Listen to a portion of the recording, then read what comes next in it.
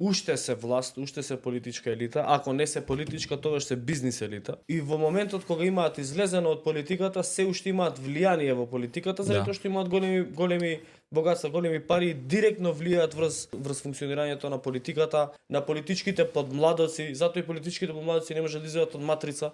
Тие влегуваат можеби со идеја чиста, да речеме десничарска идеја можеби, во МРДПМН и првите 2 години, окей, се тера, идеи имаме, дискутираме, разговараме и потоа биваат загадувани и заразени од тој паразитизам и има луѓе кои што се освестуваат и забележуваат дека не е тоа за кое што тие влегле во политичка партија и дел се тргаат тамо. Голем дел ги ставаат многу брзо у комфортна зона као паразити и остануваат и после тие стануваат политичка елита. Сега добро е што у последниве неколку 10 години голем дел од младите воопшто не ни пробуваат да бидат политички активни во смисла на партиски активни. Па тоа го збориш